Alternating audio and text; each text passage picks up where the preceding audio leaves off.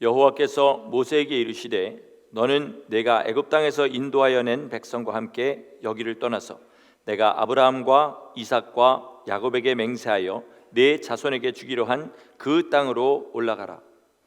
내가 사자를 너보다 앞서 보내어 가나안 사람과 아모리 사람과 헷 사람과 브리스 사람과 히위 사람과 여부스 사람을 쫓아내고 너희를 젖과 꿀이 흐르는 땅에 이르게 하려니와 나는 너희와 함께 올라가지 아니하리니 너희는 목이 곧은 백성인즉 내가 길에서 너희를 진멸할까 염려함이니라 하시니라. 모세가 여호와께 이르되 보시옵소서, 주께서 내게 이 백성을 인도하여 올라가라 하시면서 나와 함께 보낼 자를 내게 지시하지 아니하시나이다. 주께서 전에 말씀하시기를 나는 내 이름으로도 너를 알고 너도 내 앞에 은총을 입었다 하셨사온즉 내가 참으로 주의 목전에 은총을 입었사오면 원하건대 주의 길을 내게 보이사 내게 주를 알리시고 나로 주의 목전에 은총을 입게 하시며 이 족속을 주의 백성으로 여기소서. 여호와께서 이르시되 내가 친히 가리라. 내가 너를 쉬게 하리라. 모세가 여호와께 아뢰되 주께서 친히 가지 아니하시려거든 우리를 이곳에서 올려 보내지 마옵소서. 나와 주의 백성이 주의 목전에 은총 입은 줄을 무엇으로 알리이까? 주께서 우리와 함께 행하심으로 나와 주의 백성을 천하 만민 중에 구별하심이 아니니까. 아멘. 질문을 하나 드리면서 오늘 말씀을 시작하려고 합니다. 본인이 예수님을 믿는 성도라고 생각하시면 자기 안에 정직하게 대답해 주시기를 부탁드립니다. 내가 예수님을 믿는 목적이 뭡니까? 내가 예수님을 믿는 궁극적인 목적이 뭡니까? 아마 많은 분들이 지금 마음속으로 이렇게 대답하셨을 겁니다. 구원받기 위해서입니다. 예, 맞습니다. 우리가 예수님을 믿는 궁극적인 목적은 구원을 받기 위해서입니다. 그러면 또 한 가지 묻겠습니다. 진짜 구원은 무엇입니까? 지옥의 형벌을 면하는 것이 진짜 구원 아닙니다. 천국 문을 열고 들어가는 것이 진짜 구원 아닙니다. 우리의 진짜 구원은 예수님과 영원히 함께하는 것입니다. 아무리 좋은 곳이라 할지라도 그곳에 주님이 함께 하시지 않으면 그곳은 절대로 천국이 될 수 없습니다. 어떤 여자가 돈이 많은 남자랑 결혼한다고 한번 해보겠습니다. 그런데 알고 보니 이 여성이 그 남성과 결혼하려는 이유는 돈이 많기 때문이라는, 이 돈을 가지고 떵떵거리면서 살고 싶은 그 욕심 하나 가지고 남자를 사랑하지도 않으면서 결혼하는 것입니다. 남자가 그것을 알면 그 여자와 결혼하겠습니까? 안 하겠지요. 요즘은 세상이 워낙 악해져서 많은 것의 진짜 의미가 바뀌어 버렸지만요, 결혼의 의미는, 결혼의 목적은 뭐냐면 자기가 결혼하는 그 상대방이 결혼의 목적입니다. 마찬가지로 우리가 예수님을 믿는 목적은 무엇이냐? 예수님이 그 목적입니다. 예수님이 목적되지 않으면서 예수님을 믿는다고 하는 사람이 바로 뭐냐면 잘못된 성도입니다. 만약에 부자 되기 위해서 예수님을 믿는다, 예수 믿고 부자 되는 것이 내 소원이다, 그러면 그 사람의 최종 목적은 돈입니다. 돈이 그 사람의 신이 되는 것이죠. 여러 가지 말장난으로 이것을 합리화시킬 수 있습니다. 우리 하나님 믿고 돈도 잘 벌 수 있지 않습니까? 부자로 살 수 있지 않습니까? 이렇게 얘기할 수 있지만, 그러나 하나님을 믿으면서 부자로 사는 것과 하나님과 재물을 겸하여 섬기는 것은 분명히 다른 것입니다. 오늘 방금 제가 읽은 산상수훈에서도 주님께서 말씀하셨지만 사람이 하나님과 재물을 겸하여 섬길 수 없다 못 박으셨습니다. 만약에 사람이 재물을 섬기면 그 사람은 하나님을 섬길 수 없습니다.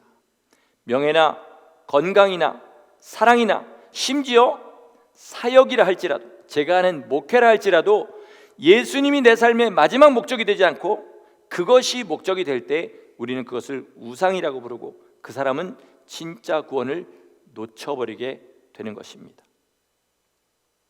오늘 본문은 어떤 때냐면요, 모세가 처음으로 하나님의 율법을 받으려 시내산에 올라갔다가 40일 만에 내려온 그때입니다. 내려왔더니 뭐 하고 있었습니까? 이스라엘 백성이 금송아지 만들어 놓고 거기서 뛰놀며 춤추며 그렇게 하고 있었습니다.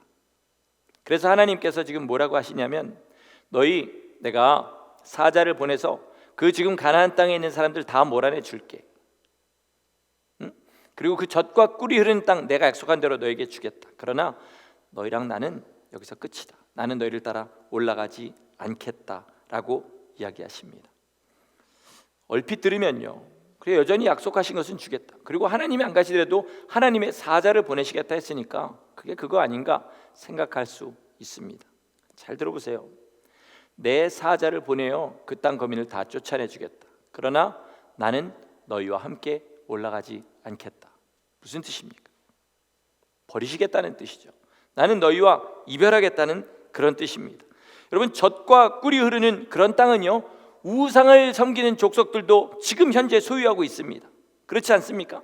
그리고 그들도 전쟁에 나가면 이길 수도 있고 질 수도 있습니다. 그러나 우상을 섬기는 이들 족속에게는 하나님께서 함께하지 않으십니다. 다행히 모세와 이스라엘 백성은 이 말의 뜻이 무엇인 줄을 알았습니다. 그리고 이렇게 대답합니다.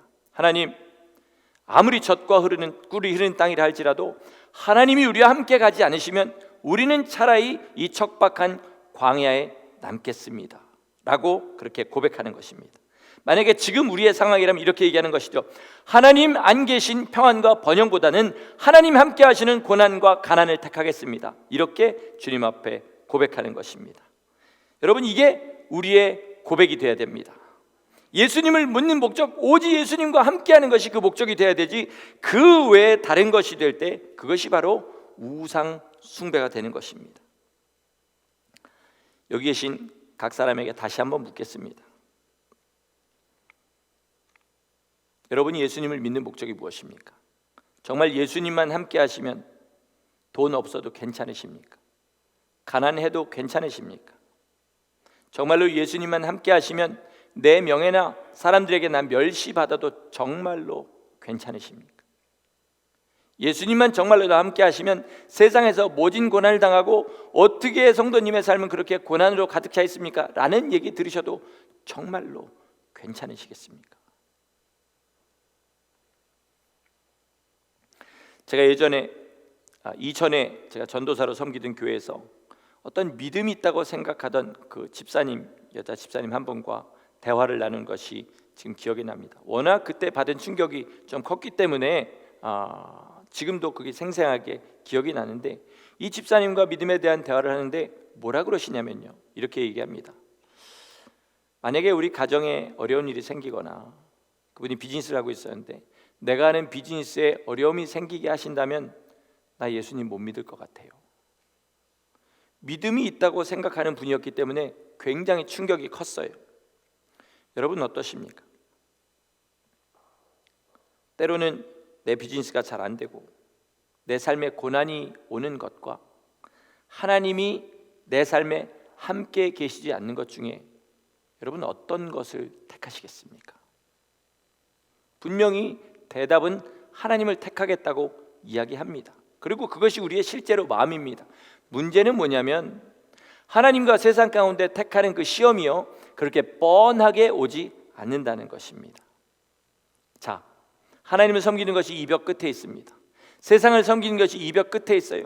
너희가 만약에 두 개를 동시에 잡으면 하게 해주겠다. 그러면 우리는 어떻게 할까요? 포기합니다. 우리의 손으로 동시에 저걸 잡을 길이 없기 때문에. 그래서 우리 하나님 섬기겠습니다. 이렇게 뻔하게 오는데, 그러나 실제 시험은 어떻게 오냐면 요 앞에 내 손보다 1cm, 10cm 좀 더 먼 거리에 두 개를 놓습니다. 그리고 한번 잡아봐라. 분명히 하지만 네 팔을 벌려서는 못 잡는다. 그러나 내 눈으로 볼 때는 잡을 수 있을 것 같기 때문에 일평생 두 개를 동시에 다 잡아보려고 하다가 하나도 제대로 잡지 못하고 삶을 마치는 경우가 너무나 많습니다. 오늘 주님의 말씀을 보시기 바랍니다. 내 사자를 보내겠다. 하나님의 사자니까, 하나님이 보내신 거니까 하나님이나 다를 게 뭐가 있냐고 생각할 수 있습니다. 그러나 모세는 분명하게 알았어요. 하나님은 하나님이시고 하나님의 사자는 하나님의 사자라는 사실을 분명하게 알았습니다. 여전히 그 땅은 젖과 꿀이 흐르는 땅이지만 하나님이 함께 하시지 않으시면 그 젖과 꿀이 아무런 의미가 없다는 사실을 모세는 분명하게 알았습니다. 하나님께서 이스라엘을 애굽에서 끌고 나오신 이유가 뭡니까? 젖과 꿀이 흐르는 그 땅을 주시려는 게 하나님의 궁극적인 목적인가요? 아닙니다. 이 백성 나와 함께 있어서 영원히 나의 백성으로 삼겠다. 이것이 하나님이 그들을 광야에서 인도해 내신 이유입니다. 애굽에서. 엘리사 선지자가 죽을 때요, 이스라엘 왕 요아스가 그 침상머리에 같이 있었습니다. 그러면서 엘리사 선지자의 죽음을 보고 뭐라고 하는지 아십니까? 내 아버지여, 이스라엘의 병거와 마병이여, 이렇게 고백합니다. 요아스 왕은요, 북왕국의 모든 왕들이 그랬던 것처럼 죄된 삶을 살던 왕이었습니다. 그러나 그도 분명하게 알았던 것이죠. 뭐요? 하나님께서 함께 하시는 사람 하나가 이스라엘의 전체 마병과 병거보다 더 강하다는 사실을 알았던 것입니다. 죄인의 눈에도 그게 너무나 분명하게 보이는 거죠. 여러분은 하나님과 함께 하십니까? 하나님이 정말 여러분의 삶에 함께 하십니까? 이게 우리의 가장 큰 질문이 되어야 됩니다. 오늘 본문을 보니까 하나님이 함께 하시지 않는데 하나님이 함께 하시는 것처럼 착각하게 만드는 요소들이 몇 가지 있습니다. 잠시 그것들을 살펴보겠습니다. 첫째는 젖과 꿀이 흐르는 것입니다. 우리 삶에 젖과 꿀이 흐르는 건 뭡니까?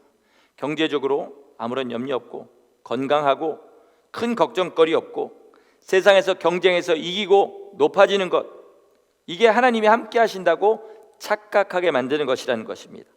그러나 오늘 본문을 보시면 분명히 하나님께서 젖과 꿀을 주시고 내 사자를 나보다 앞에 보내서 너희로 하여금 너희를 막는 모든 자들을 다 쓸어버리겠다 하셨음에도 불구하고 그들과 하나님이 함께 하시지 않을 수 있다는 사실을 분명하게 말씀하십니다. 때로는요, 하나님께서 그 사람이 진짜 원하는 것을 주셔서 그 사람을 벌하실 때도 있습니다. 시편 106편 15절을 우리 같이 한번 읽어보겠습니다. 시편 106편 15절 우리 같이 읽겠습니다. 시작. 그러므로 여호와께서는 그들이 요구한 것을 그들에게 주셨을지라도 그들의 영혼은 쇠약하게 하셨다. 이스라엘 백성은요, 광야에서 고기를 달라고 하나님을 원망했습니다. 겨우 이런 만나나 먹여주시려고 우리를 이 땅에 부르셨습니까? 고기 주세요. 하나님이 웬일인지 고기를 보내주십니다. 물이 없는 곳에서 조금의 목마름도 참지 못합니다. 우리를 이 물도 없는 곳에서 죽게 하려고 여기 보내셨습니까? 물 주세요. 하나님이 물을 주십니다. 여러분, 그런데 잘 보시기 바랍니다. 우리가 기도해서 응답을 받으면 어떻게 됩니까? 하나님을 더 사랑하고 하나님을 더 경외하는 것으로 변해야 되는데, 이상하게 이 이스라엘 백성들은 하나님 앞에 구해서 얻으면 얻을수록 점점 더 방자해지고 하나님 앞에 버릇없는 기도를 더 많이 하게 됩니다. 바로 방금 읽은 106편 15절의 말씀과 같이 되는 거죠. 주께서 응답하셨지만 그 응답으로 말미암아 점점 더 악한 곳으로 가게 되는 것입니다. 106편 15절 이후에는 뭐라 그러냐면, 하나님께서 그들의 원하는 것을 들어주셔서 그들이 우상을 섬기는 민족이 되었고 그들이 당을 지어서 모세와 아론을 대적하게 되었도다, 이렇게 말씀하십니다. 여러분, 세상에서 잘 되는 것과 영원히 잘 되는 것이 언제나 함께 가는 것이 아닌 것을 분명하게 아시기 바랍니다.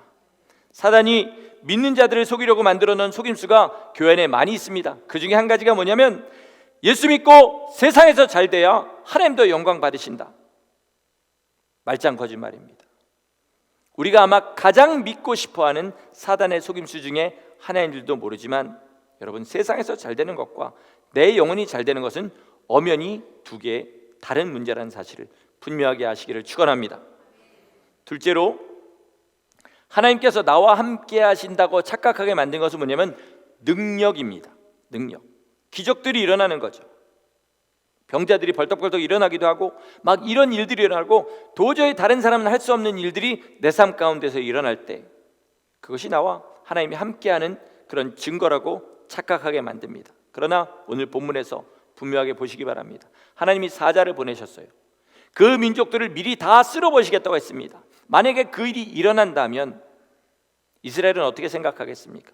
또 그 상대방은 어떻게 생각하겠습니까? 저들은 하나님이 함께 하신다 이렇게 생각하겠지요. 그러나 주님은 뭐라 그러십니까? 내 사자를 보내고 나는 가지 않겠다 라고 말씀하시는 것이죠. 계시록에 보면요, 천사 하나가 내려와서 온 바다를 헤집어 놓습니다. 천사가 그 정도로 능력이 있는 존재입니다.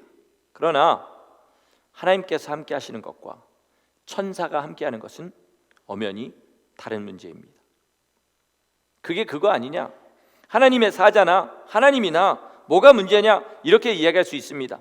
만약에 그랬다면 모세도 좋습니다. 그럼 하나님의 사자를 보내주셔야 했어야 될 텐데 모세는 뭐라 그럽니까? 하나님이 함께 하시지 않으면 저희 민족은 안 올라가고 이 척박한 광야에 남겠습니다. 하나님과 함께 하겠습니다 라고 고백했습니다. 여러분, 이게 우리의 고백이 되어야 됩니다. 진짜로 우리의 고백이 돼야 됩니다. 이게 영성이고 이게 진짜 믿음이고 이게 진짜 우리의 소망이라는 증거입니다. 모세는 젖과 꿀에 정신이 팔리지 않았습니다. 하나님의 능력에 정신 팔리지 않았어요. 오직 그가 집중한 것은 하나님이 우리와 함께 하시느냐, 그 임재에 온 마음과 온 영혼을 다 집중했습니다. 그래서 이스라엘 백성이 끝까지 하나님과 함께 그 땅에 들어갈 수 있게 한 것이죠. 제가 지금 드리는 말씀은 삶이 평안하면 하나님이 함께 하시지 않는다 이런 말씀은 아닙니다. 그러나 흥하던 쇠하던 평안하던 고난 가운데 있던 우리의 모든 관심은 오직 하나님의 임재에 있어야 된다는 말씀을 드리는 겁니다. 그러면 우리가 흥하고 쇠하는 모든 순간에 하나님이 나와 함께 하시는지 구별할 수 있는 방법은 무엇일까요? 그것은요, 아주 간단합니다. 우리의 마음을 보면 됩니다. 우리의 마음을 보면 돼요. 내 마음의 오직 소원이 하나님이 나와 함께 하시는 것. 고난 중에서도, 부유할 때에도 가난할 때에도, 건강할 때에도 몸이 아플 때에도 오직 하나님만 나와 함께 하시면 나는 그것으로 만족하겠습니다 라고 주님 앞에 항상 기도하며 그것만이 나의 소원이 되는지를 보시면 됩니다. 만약에 정말 그것이 나의 소원이라면 그러면 하나님은 분명히 그와 함께 하십니다. 시편 145편 18절 말씀 우리 같이 한번 보도록 하겠습니다. 제가 읽겠습니다. 눈으로 따라오세요. 여호와께서는 자기에게 간구하는 모든 자, 곧 진실하게 간구하는 모든 자에게 가까이 하시는도다. 아멘. 이렇게 하나님은 어떤 사람과 가까이 하신다고요? 하나님 앞에 간구하는 자, 하나님에게 가까이 가기를 진짜로 원하는 사람과 함께 하십니다. 여러분, 모세처럼 하나님이 다 준다고 해도 싫습니다, 저는 하나님이 우리와 함께 하셔야 됩니다 라고 고백하는 그 사람과 주님이 함께 하신다는 겁니다. 저는 목사입니다. 여러분이 저를 어떤 목사로 생각하시는지 저는 잘 모르겠습니다만 제가 이것 하나만큼은 부끄럽지 않게 말씀드릴 수 있습니다. 저는 여러분의 가정의 평안과 비즈니스의 번영과 여러분의 건강을 위해서 목회하지 않습니다. 그런 것들 위해서 기도하지 않습니다. 물론 그렇게 되어서 문제가 해결돼야 주님 앞에 더 가까이 갈 수 있을 때는 그것을 위해 기도하지만 그렇지 않을 때는 그런 것 위해서 한 번도 기도하지 않습니다. 제 목회의 모든 초점은 하나님께서 함께 하시는 사람을 우리 교회 가운데 만들어내는 것, 우리 교회도 하나님께서 함께 하시는 교회가 되도록 하는 것, 이게 제 목회의 목적입니다. 물론 그 목적을 가지고 제가 최선을 다하니 안 하냐, 이게 제 문제고요. 그 목적을 이룰 만큼 성령으로 충만하냐, 지혜가 있느냐, 눈을 뜨고 있느냐, 이것이 저의 문제지만 이 목적 하나만큼은 한 번도 변해본 적이 없습니다. 그래서 저보다 영적으로 높은 수준에 있는 분들은 잘 알아도요, 하나님이 함께 하시지 않고 있는, 현재 하나님이 함께 하시지 않고 있는 사람들은 눈으로 보면 금방 알게 됩니다.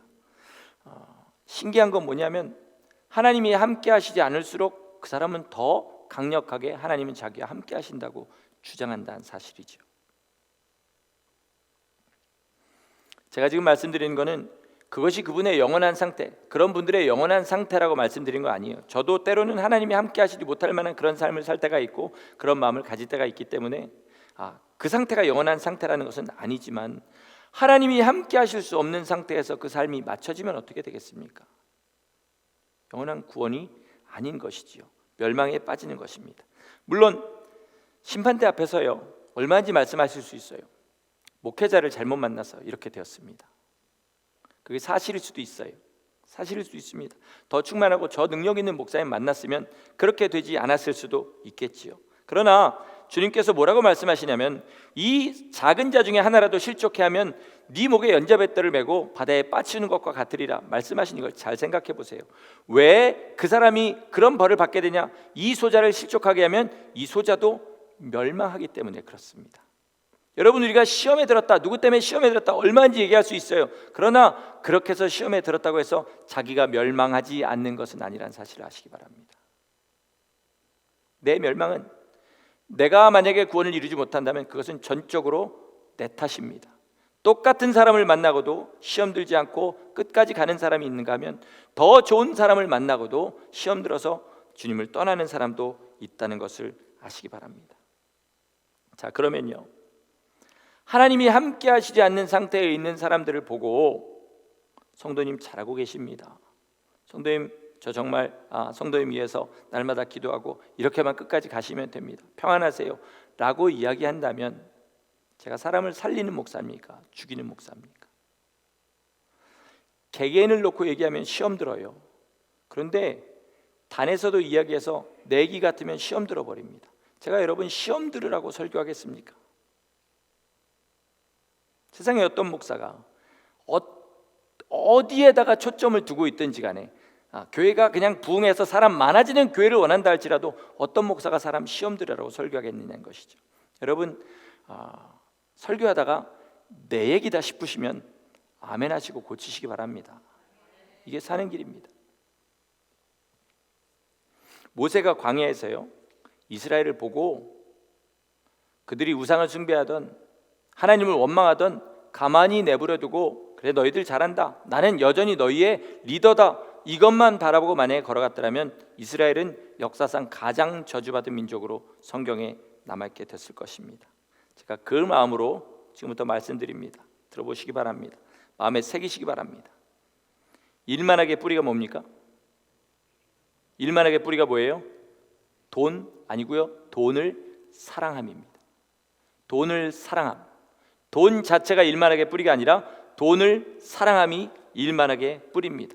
돈을 사랑해서 큰 돈 벌려고 하면 큰 돈 때문에 시험 들고요, 작은 돈에 집착하면 작은 돈 때문에 시험 듭니다. 이게 일만하게 뿌리라는 것이죠. 문제는 작은 돈 벌면 전대에 구멍 뚫린 것처럼 솔솔 다 나가버리고요, 큰 돈 아무리 벌어봐야 쓸 시간이 없어서 결국은 남겨놓고 죽는다는 것이죠. 결국 돈 때문에 많은 것입니다. 사람과의 정도 마찬가지입니다. 우리 가족을 사랑해야 되고 친구를 사랑해야 됩니다. 그러나 그 사랑 때문에 하나님이 우리를 떠나셔야만 한다면 나도 죽고 우리 가족도 죽고 친구도 죽이는 것이라는 사실을 잊지 마셔야 됩니다. 여기서 이 사실들을 모르시는 분 계십니까? 돈을 사랑해서는 안 된다, 사람을 하나님보다 사랑해서는 안 된다, 모르시는 분 계십니까? 다 압니다. 그런데 알면서도 계속 그거에 끌리는 것을 세상 말로 뭐라고 하신지 아십니까? 중독이라고 합니다. 중독. 돈에 중독되고 일에 중독되고 사람 사이에 정에 중독되는 거, 세상에서는 그런 사람을 괜찮은 사람이라고 해요. 그러나 하나님 앞에서는 그것이 멸망의 지름길이라는 사실을 아셔야 됩니다. 일하시지 말라는 이야기가 아니고요, 돈 버시지 말라는 이야기가 아니고요, 가족 사랑하지 말라는 이야기는 더더욱 아닙니다. 그러나 일하는 그 순간에도, 돈을 버는 그 순간에도, 내 가족을 사랑하는 그 순간에도 항상 내 마음은 어디에 있어야 되면 하나님이 지금 나와 함께 하시는가, 내가 정말로 하나님이 함께 하실 만한 삶을 살아가고 있는가, 이것에 내 온 마음이 가 있어야 성도라는 이야기입니다. 내가 정말로 하나님을 원하고 하나님이 나와 함께 하시기를 원하여서 일하고 돈 벌고 내 가족을 사랑하는지 날마다 확인하시라는 것이죠. 그리고 만약에 어느 순간에 내가 하나님보다 돈을 사랑하는구나, 내가 하나님보다 가족을 사랑하는구나 라는 것을 깨달을 때에, 그때가 언제냐면 사망과 생명의 갈림길이라는 사실을 아셔야 됩니다. 그래도 여전히 내가 좋아하는 것들을 택해서 걸어가면 내 삶의 불이 하나씩 하나씩 꺼지게 됩니다. 그래서 결국은 아무것도 안 보이게 되지요. 바리새인들처럼 보지 못하면서 본다고 이야기하는 존재로 그렇게 변해버립니다. 그러나 하나님 사랑하는 것을 택하고 세상 사랑하는 것을 놓아버리면 내 삶의 불빛이 하나씩 하나씩 더 밝아지게 되고요, 좁은 길, 험한 길이라 할지라도 구별하고 걸어갈 수 있게 됩니다. 여러분, 이걸 분명히 아셔야 됩니다. 신앙은 우리의 자존심이 아닙니다. 여러분, 신앙의 자존심으로 이야기하면 저도 자존심 굉장히 세야 되지 않겠습니까?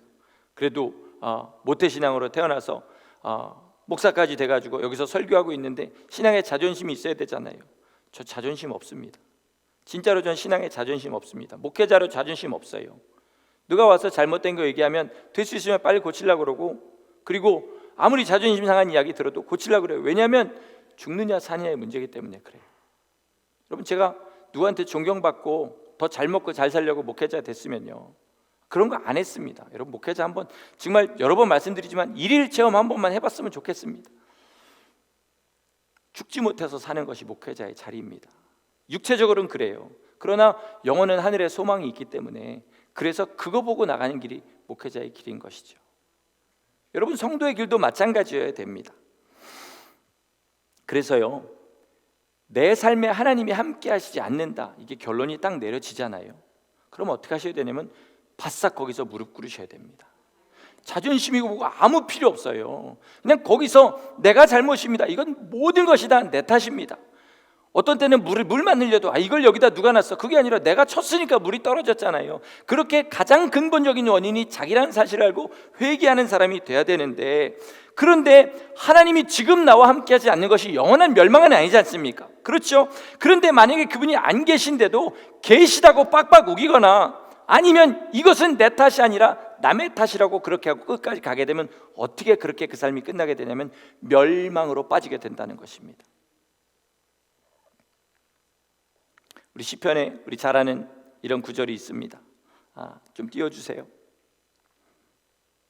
하나님이여, 사슴이 시냇물을 찾기에 갈급함 같이 내 영혼이 주를 찾기에 갈급하나이다.